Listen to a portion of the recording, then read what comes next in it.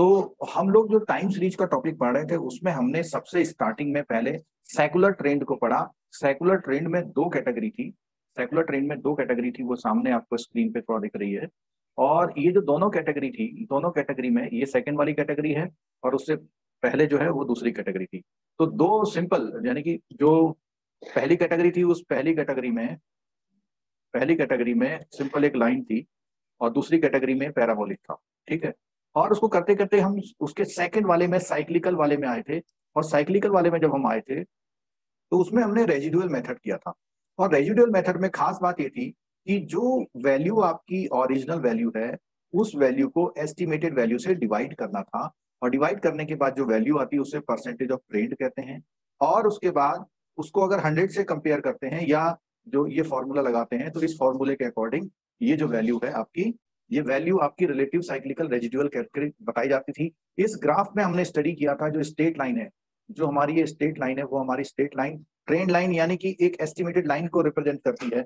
और जो उसके ऊपर नीचे आ रहा है वो हमारे एक्चुअल डेटा को रिप्रेजेंट करती है। तो ये सारी चीजें हम कल पढ़ रहे थे, ये चीजें हमारी एक्स्ट्रा जो है प्लस माइनस होती है। तो इसका दूसरा मेथड आया है हमारा, इसका साइक्लिकल मेथड का दूसरा मेथड आया है, दैट इज सीजनल वेरिएशन। इसका बेसिक मैंने आपको थोड़ा सा आइडिया लास्ट लेक्चर में दिया था कि क्या होता है किसी पर्टिकुलर सीजन में आप, किसी पर्टिकुलर सीजन में डाउन और बाकी टाइम पे एक एवरेज सेल या कुछ भी डेटा होते हैं। ठीक है। और इसको सॉल्व करने के लिए, यानी इसमें उन पॉइंटों को आइडेंटिफाई करने के लिए एक कैलकुलेटिव मेथड है। उस मेथड को हम बोलते हैं ratio two moving average method. Ratio two moving average method. अब मूविंग एवरेज मेथड को पहले मैं आपको थोड़ा सा एक्सप्लेन कर दूं, ये होता क्या है मूविंग एवरेज मेथड। इसके लिए बहुत सिंपल सा एग्जांपल दूंगा। सपोज कीजिए आपके पास कुछ डेटा है और वो डेटा कुछ इस तरह का है 4 8 10 4 6 8 10। अगर आपसे बोला जाए कि इसका मीन निकालिए तो इसका मीन कितना निकलेगा, ये निकलेगा 50। और कितने डेटा है, 3 3 6 7, तो 7 डेटा है तो हमारा मीन आ जाएगा 7 पॉइंट समथिंग समथिंग। लेकिन रेशियो टू मूविंग एवरेज में क्या होता है, ये जो स्टैटिस्टिशियन है उन्होंने एक बहुत अच्छा तरीका निकाला मीन निकालने का। उन्होंने क्या करा, इनको ब्लॉक में ले लिया ये चार। तो इन 4 का ब्लॉक का जो हमारा एवरेज आएगा वो कितना आएगा, 26/4 आएगा।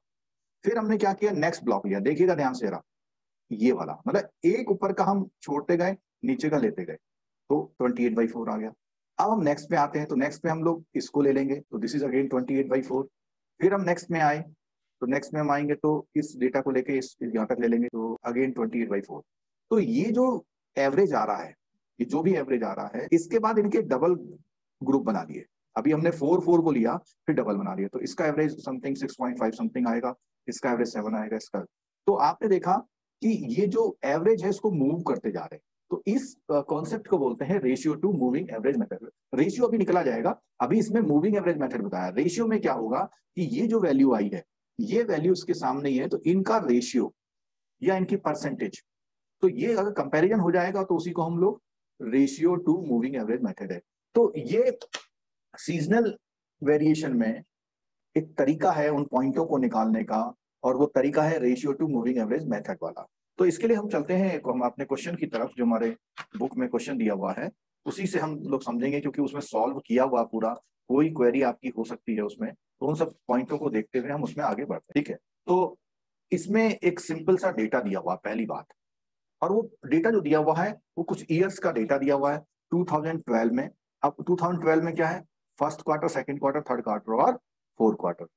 तो ये जो डेटा दिया हुआ है 4 क्वार्टर का, फिर नेक्स्ट, फिर नेक्स्ट, फिर तो ऐसे करके ये 5 ईयर का डेटा आपके सामने दिया हुआ है, उसको क्वार्टर में तोड़ लिया है। ठीक है। और टाइम सीरीज के सीजनल वेरिएशन में ये जरूरी है कि आपको सीजन के अकॉर्डिंग तोड़ना पड़ेगा। तो यहाँ पे क्वार्टर के अकॉर्डिंग हो गया। कई बार ऐसा हो सकता है कि वो आपको गर्मी, सर्दी और बरसात ऐसे सीजन में तोड़ देगा। कई बार वो मंथ में वीकेंड वीकेंड वीकेंड पे तोड़ देगा। तो कोई भी एक तरीका लिया जा सकता है इसको तोड़ने का। और ये जितना भी इसमें लिखा हुआ है जो कंप्यूट सीजनल इंडेक्स, तो बेसिकली ये सीजनल इंडेक्स निकालने का ये आपको जो डिस्क्रिप्टिव दिया हुआ वो मैं आपको इस टेबल में ही समझा दूंगा। आपको जो टेबल यहाँ पे दी हुई है इसी टेबल में समझाने की ट्राई करेंगे इसमें। ठीक है। तो आप प्लीज जो है इस टेबल को बहुत ध्यान से देखिए जरा, कि सबकी स्क्रीन पे पूरी टेबल आ रही है मेरे ख्याल से, मेरे फोटो से हाइड नहीं हो रही है वो। ठीक है, क्लियर हो गया। तो अगर मैं इसको देखता हूं तो यहाँ पर कुछ खास बातें क्या है, कि जो भी डेटा था 2012 का डेटा उसने क्वार्टर वाइज यहाँ लिख दिया, कुछ भी नहीं है, सिंपल क्वेश्चन को वहां से पिकअप किया गया है। ये 1908 नहीं है, ये है 19.8 नहीं 0.08 है यहाँ पे। इसको डेटा को थोड़ा सा सही कर लेंगे हम लोग, आपकी बुक में ठीक लिखा हुआ देख लीजिएगा 1908 सर। तो जैसा मैंने अभी आपको एग्जाम्पल किया था ratio two moving average method वाला, तो उसमें क्या किया था हमने कि हमने 4 के ब्लॉक ले लिए थे। तो इसमें भी हम क्या करेंगे, इन 4 का ब्लॉक। तो अगर आप इन 4 का ब्लॉक लेते हैं तो इनका सम ये आ रहा है, फिर नेक्स्ट का ब्लॉक का सम ये आ रहा है, उसके बाद नेक्स्ट ब्लॉक का सम ये आ रहा है, और उसके बाद नेक्स्ट ब्लॉक का सम ये आ रहा है। तो ये जो है इसका सम, ठीक है। तो ये क्लियर हो गया नहीं हो गया? अब क्या किया मैंने नेक्स्ट स्टेप में, क्या किया था, उसको डिवाइडेड बाई 4 किया था। तो यहाँ पे बुक में लिखा नहीं है लेकिन आप यहाँ पे देख लीजिए, डिवाइडेड बाई 4। ये पहली फिगर आ गई। इस क्वेश्चन को आप जब भी करेंगे तो जो पहले के 4 ब्लॉक हैं उसका पहला सीरीज थर्ड लाइन पे आना है, ये ध्यान रखिएगा, ये पॉइंट नोट कर लीजिएगा कि पहले 4 का सम थर्ड पॉइंट पे आना है। और उसके बाद जो नेक्स्ट 2 का, इन दोनों का अगर मैं मीन निकालूंगा तो वो ये आएगा। तो यहाँ पे एक मीन तो यहाँ निकाला गया और सेकंड मीन हमारा यहाँ निकाला गया, 2 मीन निकाले। यहाँ तो 4 पॉइंट का निकाला है, यहाँ पे 2 पॉइंट का निकाला है। तो अगर हम नेक्स्ट पे आएंगे तो इसका और इसका मीन ये, नेक्स्ट पे आएंगे इसका और इसका मीन ये, नेक्स्ट पे आएंगे, ये प्रोसेस करना है। और जब आप ये मीन निकाल रहे हैं तो अभी तो रेशियो की बात नहीं आई, मूविंग एवरेज मेथड की बात आई। जैसे ही रेशियो की बात आई तो मैंने बोला था कि आपको रेशियो मीन्स डिवाइड करना है। अब डिवाइड क्या करना है, ये जो वैल्यू है इसमें मैं एक वैल्यू यहाँ पे लिख रहा हूँ 2415 डिवाइडेड बाई 2104। तो ये वैल्यू आती है, यानी इंटू 100 कर देंगे आप, इंटू 100।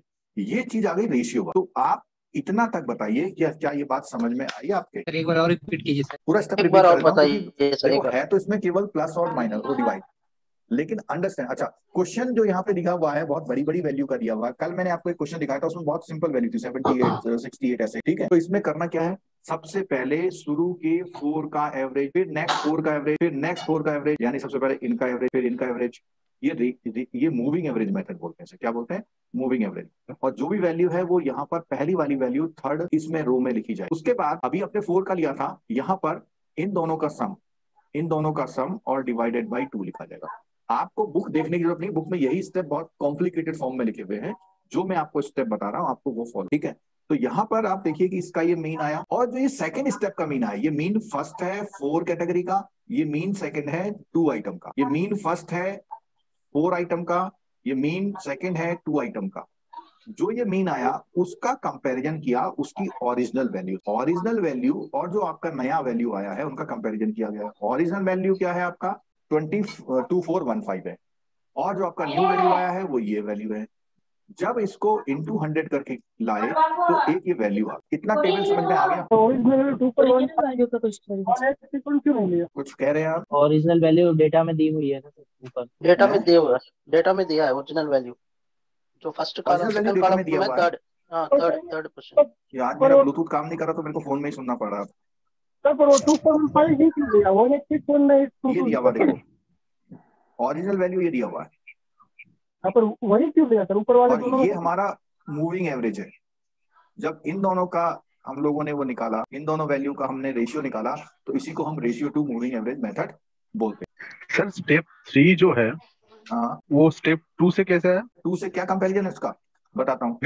मतलब स्टेप 3 कैसे बना? ये जो दो वैल्यूज हैं, 2 वैल्यूज, इनका एवरेज है। ओके, ये जो 2 वैल्यूज हैं इनका एवरेज है। कोई भी 2 वैल्यूज, उस 2 वैल्यूज का यहाँ पे एवरेज है। क्लियर हो गया? हम नीचे केवल अगर एक 2 ईयर का हम लोग समझ जाएंगे तो वो रिपीटेशन है, उसमें कुछ नया नहीं है। लास्ट स्टेप में आपने ये जो ओरिजिनल वैल्यू 2415 रखा, ये क्यों रखा है? ये तो यहाँ तक तो इससे पहले तक तो समझ में आ गया। 2415 देखो इस मेथड का नाम क्या है, इस मेथड का नाम है रेशियो टू। अब ratio two moving average method. तो मूविंग एवरेज क्या है आपका? मूविंग एवरेज ये वाला पार्ट है MA, ये जो थर्ड स्टेप है दैट इज मूविंग एवरेज।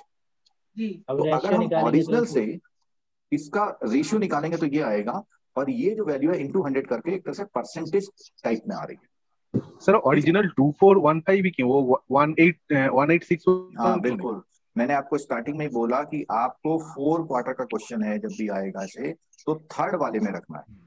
उसका रीजन भी बताता हूं मैं आपको। देखो, जब हम 4 में से एक लेंगे तो कुछ वैल्यू ऊपर और कुछ वैल्यू नीचे छूट जाएगा, क्योंकि देखो लास्ट वैल्यू इसका सम आएगा ना, इसका एवरेज आएगा। तो ये जो 3 वैल्यू हैं, इन 3 वैल्यू के बाद फोर्थ वैल्यू कोई नहीं है। इसका मतलब है कि हमारे 3 प्लेस वैकेट हो जाएंगे। 3 प्लेस वैकेट होंगे, जिसमें से हम 1 प्लेस नीचे और 2 प्लेस ऊपर वैकेट कर रहे हैं। अब सर आगे एग्जाम में इतना लेंदी क्या सर? अरे लेंदी नहीं है, आप ये वैल्यू इतनी बड़ी बड़ी दिख रही हैं, कैलकुलेटर आपके हाथ में होगा, इसमें 5 ईयर का आपके क्वेश्चन में 3 ईयर का आ जाएगा और 5 मार्क्स का आएगा अगर ये क्वेश्चन आएगा तो। Okay okay sir. अगर ये क्वेश्चन आएगा तो 5 मार्क्स का आएगा, या जो ये हम इसमें प्रोसेस कर रहे हैं उस प्रोसेस में मिड में कुछ चीजें हैं भी, जो क्वेश्चन हम अगर आगे सॉल्व करेंगे तो कोई कोई छोटे स्टेप लेकर के वो क्वेश्चन आपसे पूछ सकता है, कोई छोटे वो लेकर के आपसे क्वेश्चन में स्टेप वो पूछ सकता है। ठीक है, इसी में से सर 5 क्वेश्चन पहले कैलकुलेशन करने के लिए टेबल क्या आएगा क्या नहीं आएगा कैलकुलेशन बात करते हैं बाद में। देखो टॉपिक थोड़ा सा ऐसा लगता है कॉम्प्लिकेटेड है, स्लो चलेंगे, लेकिन आपको डेफिनेटली ये समझ में आएगा। चलो, अब ये जो वैल्यूज आया था, देखिए ये वैल्यू हमारा आया था 2012 के थर्ड क्वार्टर में, ये वैल्यू आया था 2012 के फोर्थ क्वार्टर में। तो ये जो जितनी इधर ये सारी वैल्यूज आई हैं इस लाइन पे, जितनी भी ये वैल्यूज आई हैं, इन वैल्यूज को ही हमें यूज करना है इस एक्सरसाइज से। ये जो वैल्यूज आई है, देखिए आप कि क्वार्टर 1 और क्वार्टर 2 में कोई भी वैल्यू नहीं है। क्यों नहीं है? क्योंकि हमें यहाँ पर कोई भी वैल्यू नहीं मिला। तो जो वैल्यू हमें वहां नहीं मिला तो वो वैल्यू हम वहां यूज नहीं कर पाएंगे। ये वैल्यू और ये वैल्यू यूज नहीं मिला नहीं, तो पहला वैल्यू जो मिला है 114.8 वो क्वार्टर थर्ड का मिला है, तो 2012 में ईयर। फिर उसके बाद नेक्स्ट वैल्यू क्या मिला है हमको 89.6, तो देखिए ये 89.6 आ गया। ठीक है, और बाकी मैं लास्ट का ले रहा हूं जिससे मेरे को स्क्रीन ज्यादा मूवमेंट ना लेनी पड़े। 109 ये कौन सा क्वार्टर है? सेकंड, तो सेकंड क्वार्टर में 109, यानी ये सीक्वेंशियल 1 2 3 वो सारे जॉट डाउन कर दिए, लेकिन इसमें 2 डेटा यहां पर और 2 डेटा यहां पर हमारे मिसिंग है। तो इसीलिए इस तरह से सेट किया जाता है कि जितने डेटा यहां मिसिंग हैं उतने ही डेटा लास्ट में मिसिंग रहे। और जब हम मिसिंग कर रहे थे, देखिए आप, पहले हमने एक यहां मिसिंग किया था और 2 ऊपर मिसिंग किए थे, लेकिन जब हमने 2 का यहां निकाला तो एक डेटा और मिसिंग हुआ, तो यहां पर भी 2 वैल्यूज नीचे छूटी और यहां पर भी 2 वैल्यूज ऊपर छूटी, तो कुल मिला के 4 वैल्यू छूट गई। और 4 वैल्यू जब छूट गई तो यहाँ पर इतना बताइए जरा आप, इतना आपको समझ में आया? आ गया सर। बहुत सिंपल कैलकुलेशन है, कोई बहुत बड़ा इसमें काम नहीं है। अभी जो समझने वाली बात है वो अब शुरू होगी। अभी तक सिंपल एक मूविंग एवरेज मेथड है, इस मूविंग एवरेज मेथड का यूज किया हुआ है। ठीक है, चलो 4 क्वार्टर है ये, और अगर हम बात करें, हम लोग हर चीज 100% लेके चलते हैं, तो यहाँ पर क्या है, हर क्वार्टर में से कुछ ऐसी वैल्यूज हमें आउट करनी है जो हमारे ग्राफ के मिडिल वैल्यू को डिस्टर्ब कर। तो वो वैल्यू कौन सी है? अगर हम देखें तो उसमें जो है मिनिमम और मैक्सिमम को हम लोग आउट करें। तो इसमें मिनिमम कौन सा है? 88.6, और मैक्सिमम कौन सा है? 94.5। यहाँ पर हम इसका मीन निकालें, और ये मीन जो है एक नेम से जाना जाएगा, मॉडिफाइड। तो हमारे जो टर्म आ रही थी उस टर्म में पहले तो रेशियो टू मूविंग एवरेज आया, वो कहां पर आया था? यहां पर आया था। अब दूसरी वैल्यू क्या है? Modified mean.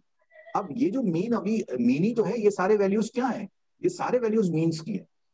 वो मीन मॉडिफाई कैसे होगा? उसमें हम 2 फिगर जो मिनिमम और मैक्सिमम उसको एलिमिनेट करेंगे। जो हमारा वैल्यू बचेगा, ध्यान से समझिएगा, 89 plus 94.5 divided by again 2 value जो बची हैं इसको हमने प्लस करके डिवाइड कर दिया। तो प्लस करके जब हम डिवाइड करेंगे 93.5 सर, 93.5 89 प्लस 93.5 सॉरी 94.5 है, 93.5 डिवाइडेड बाई 2, तो ये आया दैट इज 91.25। ये 91.25 इन 4 वैल्यूज का मॉडिफाई मीन। बोलो क्लियर हुआ इतना? अभी आप समझते, ये कैलकुलेशन को समझते चलो, कॉन्सेप्ट भी बताते जाऊंगा मैं आपको, पहले कैलकुलेशन को पकड़ो। तो यही काम आप इस वाले में कर दीजिए, इस वाले में चलो। तो इसमें मिनिमम वैल्यू क्या है? ये। 100। मैक्सिमम वैल्यू क्या है? ये, यानी 114.8 प्लस 111.7, इनको ऐड किया हमने 226.5 और डिवाइडेड बाई 2 हो गया हमारा 11। कुछ लोगों को अगर अभी नींद आ रही है तो ये जब रिवीजन में आप आएंगे तो आप नहीं कर पाएंगे, इसलिए अभी थोड़ा अलर्ट हो, अभी कोशिश करिए कि अभी थोड़ा अलर्ट हो जाइए, ठीक है। चलो, तो अभी तक हम कहाँ आ गए? हम आ गए हैं स्टेप 6 पर। और स्टेप 6 पर क्या हुआ है? स्टेप 6 पर जो हमारा क्वार्टर 1 का वैल्यू आया, क्वार्टर 2 का वैल्यू आया, क्वार्टर 3 का वैल्यू आया, क्वार्टर 4 का, ये वैल्यूज एडजस्ट होनी है स्टेप 6 में।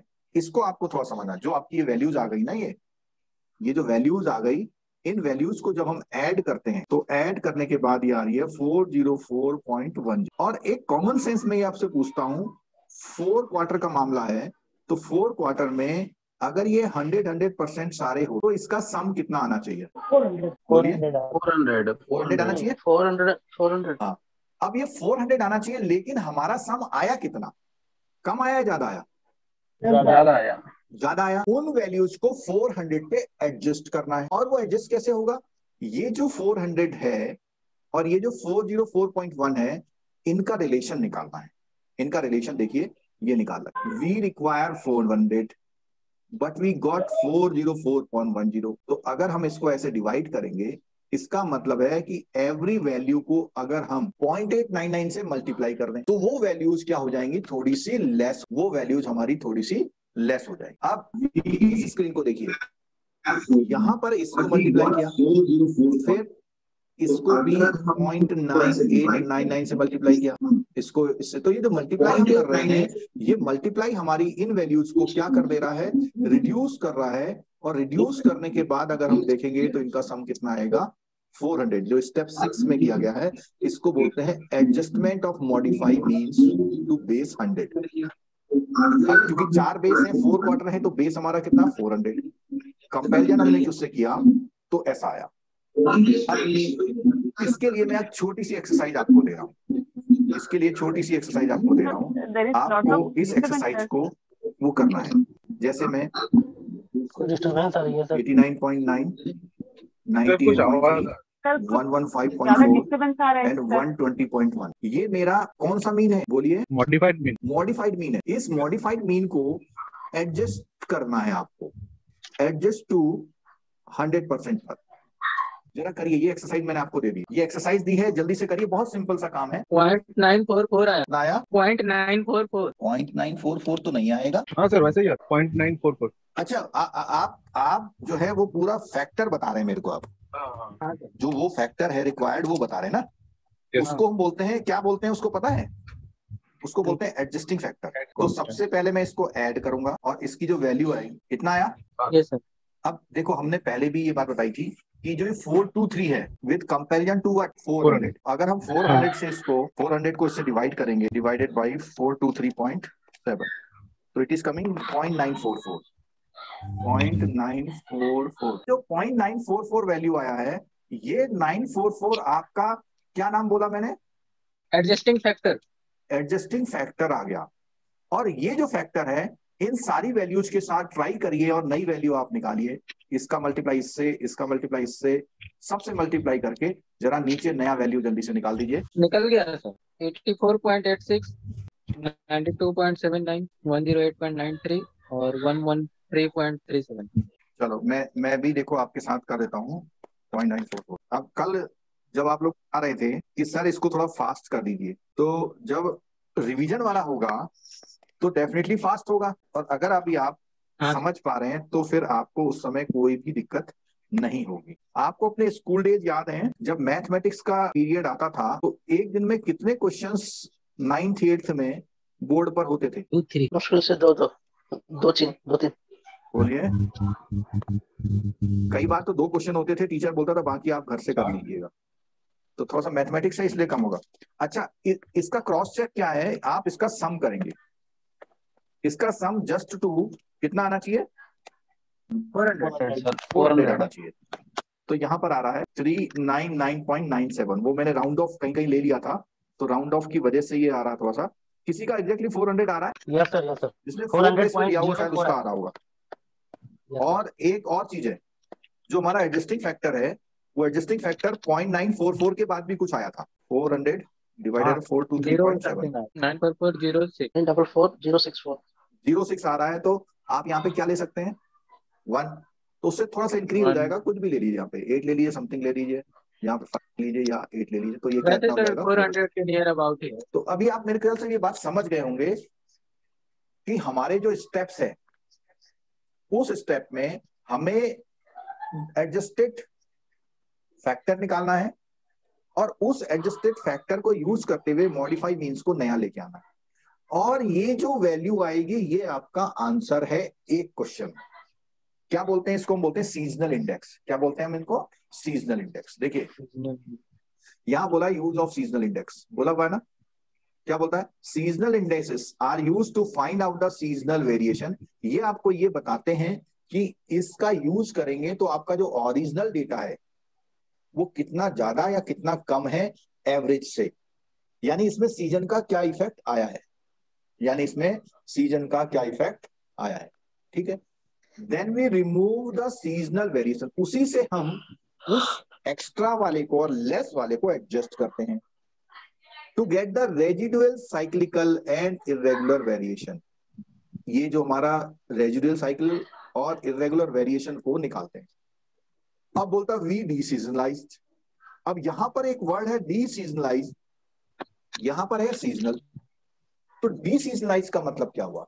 जो सीजन की वजह से उसमें हाई और लो आ गया था, जो हाई और लो आ गया था उसको एडजस्ट करना कहलाता है डीसीजनलाइज। जैसे 1 तारीख से लेके 5 तारीख तक, 1 से लेके 5 तक आप बोलोगे अपने आरएम को कि मेरा डिपॉजिट इतना हो गया, तो आपका आरएम उस डिपॉजिट से खुश हो जाएगा क्या? मात्र है? नहीं होंगे सर, नहीं सर नहीं होंगे। आपका आरएम अगर समझदार होगा और उसने ये टॉपिक पढ़ा होगा, कहेगा मुझको इसकी डीसीजनलाइज फिगर दो। जो आपका आरएम है वो आरएम जो है वो कहेगा कि भैया 1 से 5 तारीख तक तो पेंशन वालों का बैलेंस आ गया तो आपका डिपॉजिट बढ़ गया। समझ में आ रही नहीं आ रही बात? मतलब कुछ ऐसे फैक्टर जिनकी वजह से आपका एक्चुअल फिगर ऊपर या नीचे आ जाए। अच्छा, मंथ एंड में आपसे फिगर मांग ली उसने तो आपका डिपॉजिट क्या हो जाएगा? कम हो जाएगा। कम हो जाएगा। और अगर आपका डिपॉजिट कम हो जाएगा तो वो अगर आरएम समझदार है, उसने टॉपिक किया हुआ है, वो कहेगा डीसीजनलाइज फिगर दो, ये एक्चुअल वाली मत दो। सपोज कीजिए इसी एग्जांपल में लेता हूं मैं कि Q1 में आपका 230 करोड़ का डिपॉजिट है, Q2 में 186 का है, Q3 में 192 का है और Q4 में आपका 148 का है। तो समझने की कोशिश कीजिए, बहुत अच्छा एग्जांपल दे रहा हूं मैं। इस एग्जांपल के अकॉर्डिंग आप Q1 में जब रिपोर्टिंग करेंगे बहुत खुश रहेंगे, आपको लगेगा आरएम डांटेगा, इधर लगेगा आरएम खुश होगा। अब आरएम जो है इस टॉपिक को जानता है, आरएम इस टॉपिक को जानता है। तो जब आप 230 की रिपोर्ट कर रहे हो तो यहां पर सीजनल इंडेक्स कितना है? 90.3। तो वो क्या करता है, इसका 90.3% निकाल। तो 230 इंटू 90.3% कितना फिगर हो गया आपका? बोलिए। ऐसे ही इधर का फिगर निकालता हूं, 192 इंटू 112.1, ये आ गया 21। ठीक है, ऐसी 186 का निकालता है। आपको इसका यूज समझ में आ रहा है या नहीं आ रहा जो मैं समझा रहा हूँ? कोई एक ऐसा स्टूडेंट एवरेज निकाल लिया सर। जरा बताए तो जोर से बोल के। हाँ सर समझ रहा है। हाँ समझ रहे हैं but sir. Why it is coming like that, may I know the reason. Sir यूज समझ में नहीं आ रहा, इसका यूज क्या हो? सर डीसीजनलाइज कर रहा है पूरी, सिर्फ स्कूल में ये होना है, सीजन के हिसाब से नहीं, स्कूल में फिगर है। अब मैं थोड़ा और समझाता हूँ। अभी तो मैंने एग्जांपल दिया आपका बैंकिंग इंडस्ट्री का, ये एग्जांपल मैं लेता हूं इसी क्वेश्चन वाले का। जरा ये जो क्वेश्चन है इसमें डेटा क्या दिया हुआ है पढ़ते। नंबर ऑफ रूम रिक्वायर्ड पर क्वार्टर बेसिक डे, क्योंकि इसमें ईयर लिखे हुए हैं और आज हम 2021 पर जा रहे हैं, इसका मतलब ये जो डेटा है वो कैसा डेटा है? Past data. ठीक है, पास्ट डेटा में उसने अपने होटल के रूम का ऑक्यूपेंसी देखा कि Q1 में इस ईयर में इतना ऐसे ऐसे ऐसे ऐसे, Q2 में इस तरह से, Q3 में इस तरह से। ठीक है, और अगर इन टोटल में बात करूं तो इसका जरा टोटल कर लेते हैं हम लोग यहाँ पे। तो फर्स्ट ईयर में जो टोटल है 12 में 8387। ठीक है, अगर कोई इस होटल के बारे में जानना चाहता है कि टोटल रूम पूरे साल में कितने लगे, 8387 लगे। ठीक है, अब इस 8387 में जो रूम लगे हैं आपसे ये पूछे कि पर क्वार्टर आंसर दो, बोलिए। Divided by 4। 4 से डिवाइड कर देंगे सर। ऐसा बोलेंगे ना, तो आप बोलोगे साहब एक क्वार्टर में 2097 चाहिए। और अगर आप 2097 बोलेंगे तो अपने होटल में जो रूम के लिए जो चादर और सोप या जो भी केटल वगैरह चाहिए आप कितनी अरेंज करेंगे? 2097। अच्छा, अब सीजन आ गया, सीजन में कितने आए थे रूम? 2415। 24 से 15। तो आपका हिसाब गड़बड़ा जाएगा ना।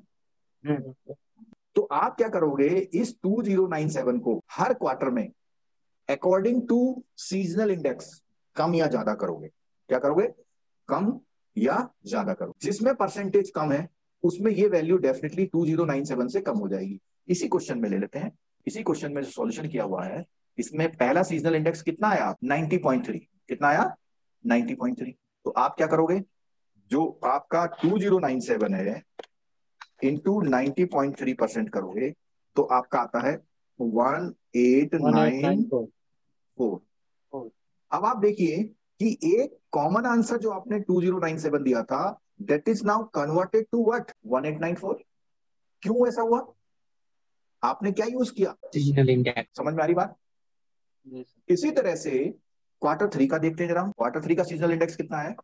112.1। 2351। 2350 आ गया। तो यही वैल्यू कितनी हो गई? 2350 हो गई, यानी कुछ नियर टू आ रही है। देखिए आप, ठीक। अब इसी पे बेस एक क्वेश्चन आपकी एक्सरसाइज बुक में है, जरा उसको, क्वेश्चन नंबर 15। ये क्वेश्चन आपके सामने दिया हुआ है, सेल्स फोरकास्ट दे रखी है अगले साल 84 लाख, सीजनल इंडेक्स दिया हुआ है। आपको ये बताना है कि हर क्वार्टर की सेल बतानी कितनी। देखो सीधा सीधा यूज है उस चीज का जो अभी हमने सीखा। ये Q1 Q2 कहां से आते हैं, कुछ बता सकता कोई? Quarter 1 quarter 2। जो हमने अभी एक्सरसाइज करी थी ये वहीं से, ठीक है। इस क्वेश्चन में उसने क्या हेल्प दे रखी है आपको? Seasonal index. तो क्या आप एक्सपेक्ट करते हैं ऐसा क्वेश्चन आ सकता है आपके एग्जाम में? यस सर, आ सकता है। और ये क्वेश्चन मार्क्स का भी आ सकता है क्योंकि उसने इस क्वार्टर में पूछ लिया, या इसी क्वेश्चन में वो 2 क्वार्टर का पूछ सकता है, कुछ और पूछ ले थ्योरी का। सर स्पीकर ऑन है सर, वीक हो रहा है। स्पीकर ऑन की वजह से इको हो रहा है। स्पीकर ऑन है सर। अरे वो मेरे की वजह से हो रहा होगा, मेरा ब्लूटूथ जो है गड़बड़ा गया। थोड़ा सा क्लियर कर दीजिए प्लीज। चलो अब मैंने मोबाइल पे लग दिया भाई, इको नहीं आएगा। ठीक। तो अभी मैं ये कह रहा था कि जो हमारा ये क्वेश्चन है क्या किसी ने निकाला? 7,35,000 आ रहा है फर्स्ट क्वार्टर का। सिंपल है। सबसे पहले आप इस डेटा को क्या करेंगे? डिवाइडेड 4 24 लाख पर क्वार्टर। ये आपका कॉमन आंसर आ गया। इसका मतलब क्या हुआ? इसका मतलब ये हुआ आपके जो होटल का मालिक था उसने अपने मैनेजर से पूछा कि नेक्स्ट ईयर में कितना कस्टमर आ सकता है। उसने एक टेंटेटिव बता दिया कि भैया ये 4 लाख आ सकता है। अब उसने पूछा क्वार्टर वाइज बताओ। तो जैसे वो क्वार्टर वाइज पे जाएगा तो उसे पुराने डेटा से अपना सीजनल इंडेक्स निकालना आना चाहिए। तो वो क्या करेगा? पिछले 5 साल का सीजनल इंडेक्स निकाल लेगा। और क्या ये सीजनल इंडेक्स अगले साल भी यही रहेगा? नहीं रहेगा, नहीं होगा ना, क्योंकि अगले बार डेटा एक और साल के आ जाएंगे, अगले साल का आप छोड़ दोगे और वो डेटा आपके सीजनल इंडेक्स को थोड़ा दाएं बाएं कर सकते हैं। क्या पता लोगों का होटल जाने का मन अब नहीं करता हो, या होटल ज्यादा लोग आने लग गए हों, या अब बरसात में आने लग गए हों, ठीक है, या पर्टिकुलर किसी डेस्टिनेशन में लोग पसंद नहीं कर रहे हैं जाना, या ज्यादा पसंद कर रहे हैं। तो अगर हम बात करेंगे तो सिंपल है, 21 इंटू पहला है 35%, 21 इंटू 96%, 21 इंटू 150%, 21 इंटू 119%। किसी ने निकाला पहला आंसर 7,35,000। हाँ सर, इतना ही आया था। 7.35। ठीक है। अभी आप देखिए जब हम इसको पूरा करेंगे तो एक ऐसा फिगर आएगा जो आपको ये सारी कैलकुलेशन को कन्विंस करेगा। ये जो सारी कैलकुलेशंस आई हैं, इन कैलकुलेशंस को अगर आप ऐड करते हैं तो आप देखिए क्या आंसर आता है। 84 लाख। 84 लाख ही आएगा सर मेरे ख्याल से। अभी आपको थोड़ा सा कॉन्फिडेंस आया होगा। Yes sir. तो अब यहाँ पर एक फॉर्मूला है जो कल मैं बार बार क्लास में पूछूंगा, वो क्या है? हमारी एस्टिमेटेड फिगर, एस्टिमेटेड जो डेटा है, इसको अगर SI परसेंटेज से मल्टीप्लाई करते हैं तो जो वैल्यू आती है उसको हम अच्छा मुझे आप एक आंसर दो, ये वाली वैल्यू या ये वैल्यू इनमें से कौन सी सीजनलाइज्ड वैल्यू है? लास्ट वाली सर, लास्ट वाली सर जो निकाली है। ये वाली हमारी कौन सी वैल्यू है? सीजनलाइज्ड वैल्यू है। सीजनलाइज का मतलब जो अप और डाउन हो जाती है। तो यानी कि एस्टिमेटेड डेटा से अगर हम सीजनल इंडेक्स का परसेंटेज निकालते हैं तो कौन सी वैल्यू आती है? सीजनलाइज्ड वैल्यू आती है। और इसमें डीसीजनलाइज्ड वैल्यू कौन सी है? ये वाली, ठीक है। अगर आपका कोई न्यूमेरिकल क्वेश्चन एग्जाम में ऐसा आ जाए जिसमें वो सीजनलाइज्ड वैल्यू दे दे, अगर किसी क्वार्टर, इसी क्वेश्चन में देता हूं मैं, क्वार्टर थर्ड की सीजनलाइज्ड वैल्यू है 2028, तो क्या आप मुझे डीसीजनलाइज्ड वैल्यू या एस्टिमेटेड वैल्यू बता सकते हैं? 64.3 गलत। into 100 1352 कितना? 1352। हाँ। अच्छा, जो लोग YouTube में देख रहे हैं उन्हें क्या समझ में आ रहा है? ये ओम तिवारी जी, आशा परवीन, निशा भास्कर, उत्तम पांडा, लकी बख्श, थोड़ा सा 13.5 वाले बताते रहेंगे आप लोग आइए। सर उधर 150% क्यों ले रहे हैं? ठीक है, तो अभी हम YouTube वालों के लिए यहाँ पर इस चैप्टर को यही कर रहे हैं। अगली क्लास जो नेक्स्ट होगी, कल या परसों जब भी होगी, उसके आगे हम पढ़ेंगे। ठीक है, तब तक हम जूम वालों के लिए थोड़ा रिवीजन करते हैं इस टॉपिक में क्या क्या चीजें हैं।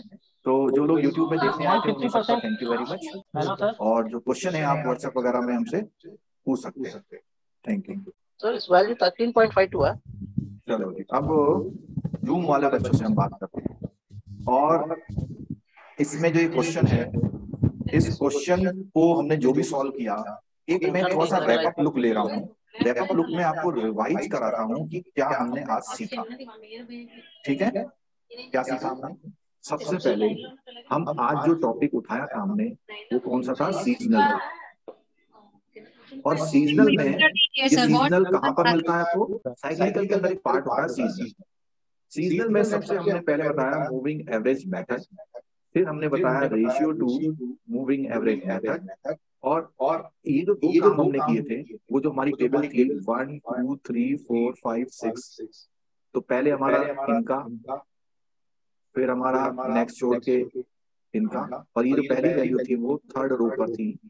ऐसे ही नेक्स्ट वैल्यू आती गई, फिर दो वैल्यू का हमने एवरेज निकाला, वो यहाँ आ गई। जो ये वैल्यू है और ये वैल्यू का हमने क्या निकाला था बाद में? एवरेज। अगर मैं इसको ए बोलता हूँ, इसको बी बोलता हूँ, तो हम लोग क्या कहते हैं? ए अपॉन बी या बी अपॉन ए? ए अपॉन बी इनटू 100। ये हमारा रेशियो टू मूविंग एवरेज आया। ठीक है, उसके बाद हमने क्या स्टेप किया, कोई बताएगा?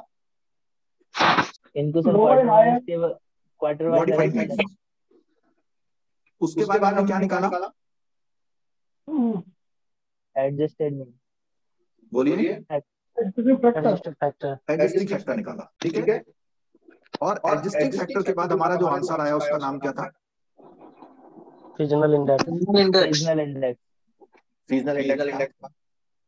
और सीजनल इंडेक्स की हेल्प से हमने जो वैल्यू निकाली, उस वैल्यू को हम क्या नाम से जानते हैं?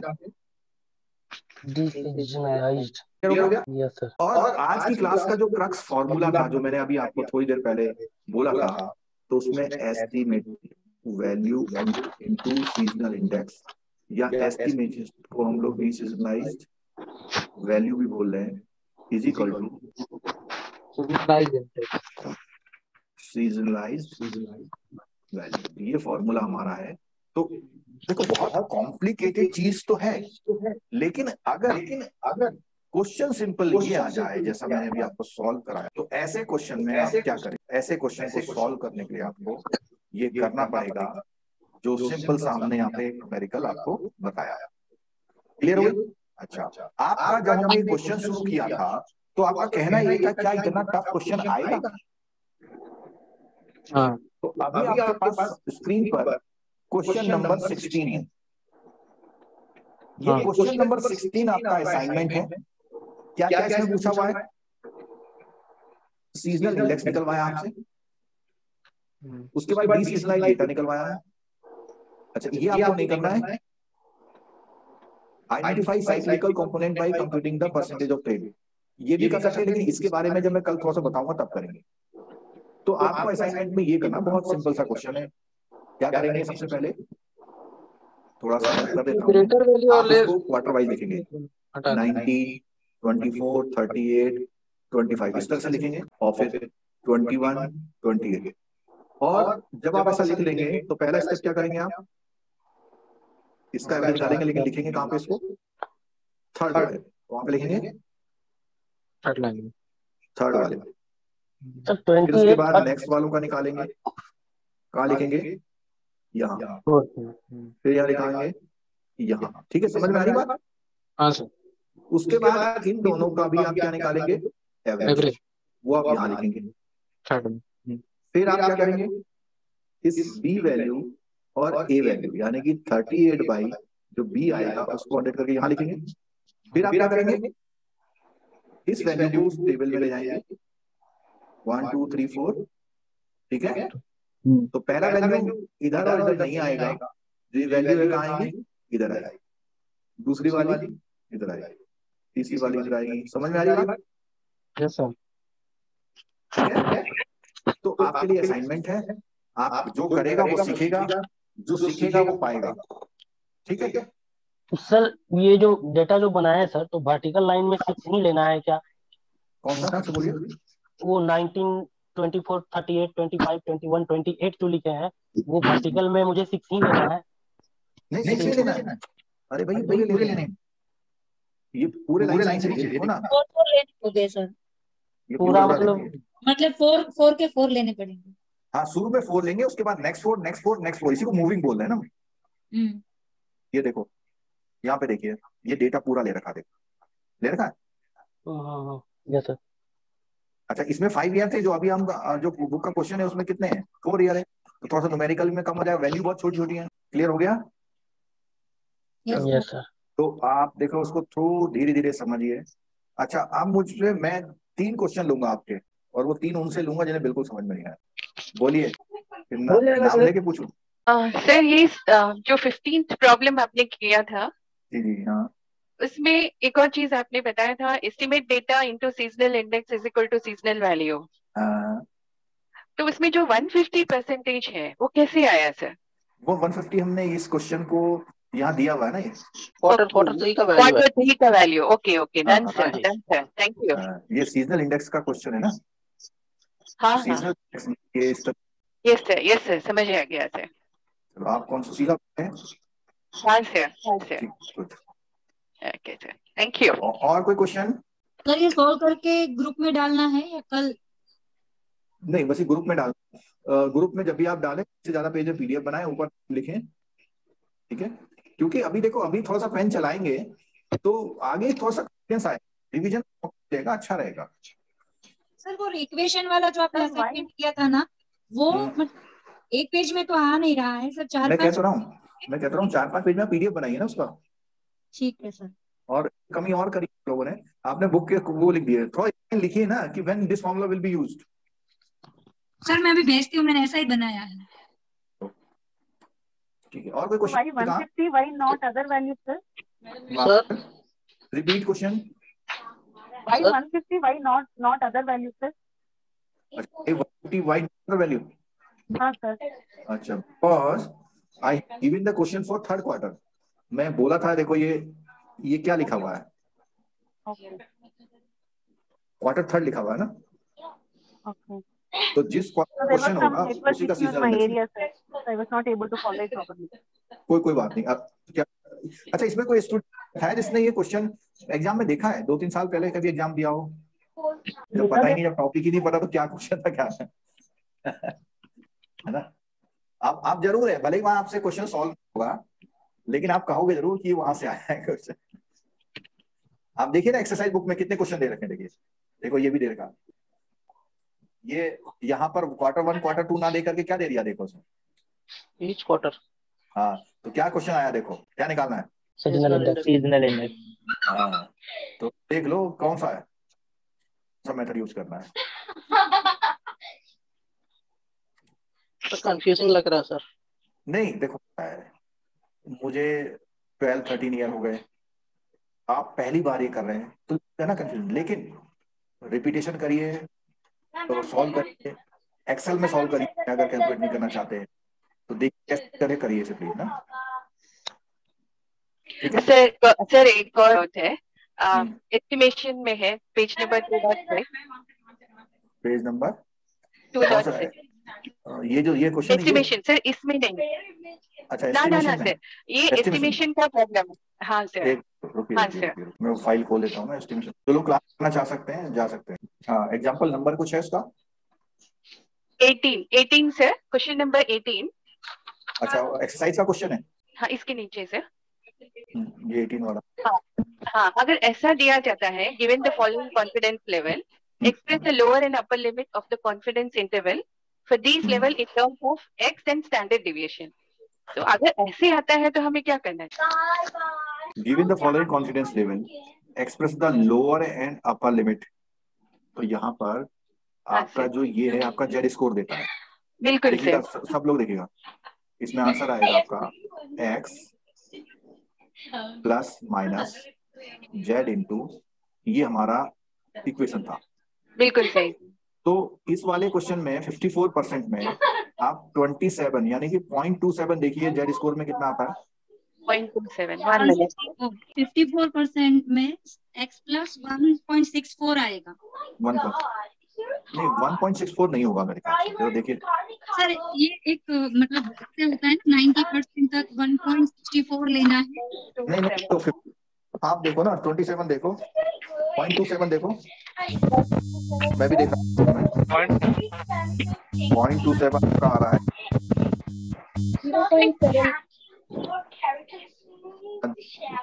0.74 आ रहा है इंटू ये।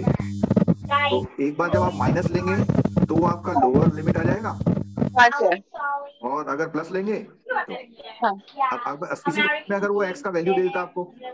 हाँ सर यही डाउट था। मीन वगैरह और स्टैंडर्ड डिविएशन उसने नहीं दिया है। हाँ नहीं तो स्टैंडर्ड डिविएशन तो है ही नहीं।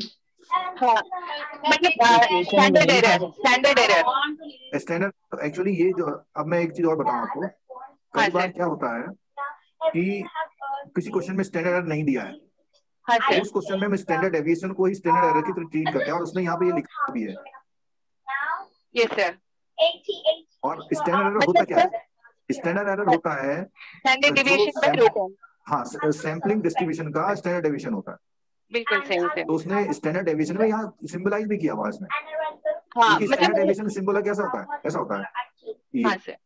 और अगर उसने ये दिया हुआ है तो उस कंडीशन में ये जो हम लोग सीधे यूज करेंगे उस तरह यूज करेंगे। ठीक है ओके मतलब मुझे यहाँ कंफ्यूजन इसलिए हुआ सर उसने एक्स का वैल्यू नहीं दिया मीन का और स्टैंडर्ड। तो मुझे कैसे करना है वो समझ में नहीं आया। ओनली जस्ट वो थोड़ा सा जैसे मतलब वो होता है ना क्वेश्चन को जब डेप्थ में जाते हैं तो इस तरह शो करते हैं। Okay sir thank you so much sir. चलो ठीक है फिर है ओके थैंक यू।